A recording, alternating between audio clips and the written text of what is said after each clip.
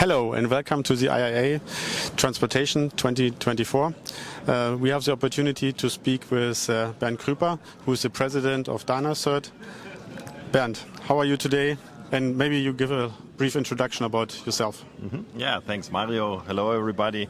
Yeah, my name is Bernd Krueper. I'm the president and director of dynaCERT, a Canadian hydrogen technology company. It's a big pleasure being here today at the IAA Transportation and the whole week. My short introduction, I'm more than 30 years in the propulsion and engine and vehicle industry. Started my career with Daimler, continuing with Mercedes and Maybach up to MTU in Friedrichshafen, big diesel and gas engines, moving from there to Rolls-Royce and to engine company Hatz, and since 3 months being with dynaCERT. And happy being with you and being here and with dynaCERT, of course. So, when we look at the automotive industry in Germany, we can see currently like a very difficult and challenging times. I just checked this morning, since you were announced at dynaCERT, the share price went up 45%, and all the other automotive industry companies like Volkswagen, Mercedes and Porsche, they were down 17%, and BMW even lost 24%. So for you, what was the reason why you are joining dynaCERT?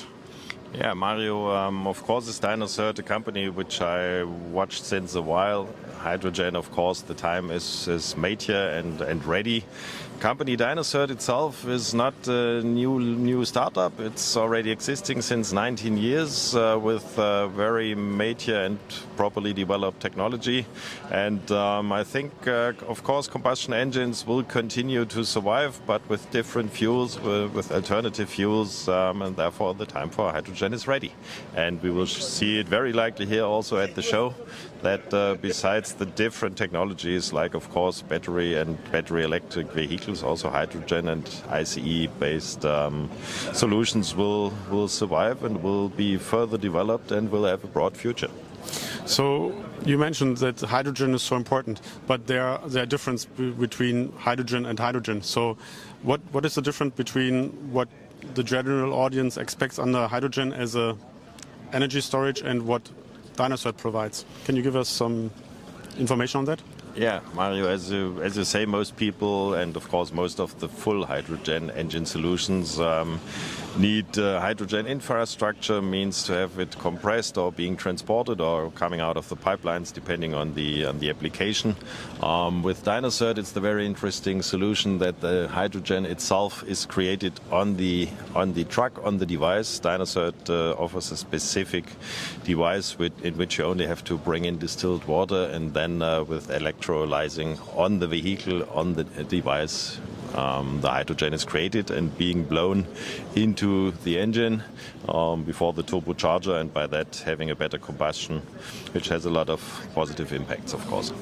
Yeah, I read the information that you only need 2 liters of distilled water for 80 hours for a truck.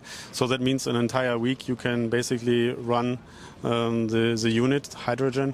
And what do you think from your perspective is needed that dynaCERT's hydrogen unit becomes a mass product? First of all, it's as always with technical innovations and developments, of course, important that it works properly, which happens. We have a lot of pilot installations majorly in Class 8 trucks and in mining trucks, but also in some other applications. And therefore, first, the solution works properly. Secondly, as said, the storage or the delivery of the hydrogen itself isn't necessary. Therefore, it's very comfortable and easy to work with, to use it, and to have the positive impacts out of this solution easily. Okay, so when you look back in the past couple of weeks since you started, you had meetings with, or months already, you had meetings with Ursula von der Leyen, for instance, and other political decision makers or who work for governments and so on. What is your experience? What was the summary of those conversations that you had with those people recently? I think in the last weeks and months a lot of knowledge increase did happen. That means everybody knows some legislation on the avoidance or cancellation of or prohibiting combustion engines per 2035 in the passenger car application, up to now not in the commercial vehicles or in the off-highway application. But as we know, there is now first exemptions happening, for instance for zero or close to zero emission fuels like hydrogen, and therefore I would say the openness to different technological solutions is increasing, and therefore we and me personally were always asking for technology or requesting technology openness, where of course hydrogen, might it be in a ICE, in a combustion engine or in a fuel cell, is of course one of the emission reduction solutions and the solutions for a real good future. There's a lot of let's call it ESG pressure on the transportation industry, and in the US last year I read the number that there were more than 13 million trucks in service, and only 1,200 EV trucks were sold. So, I mean, there's a huge market, a huge opportunity. With your network, with your experiences in the sector, in the industry, what is your next step? What is your goal?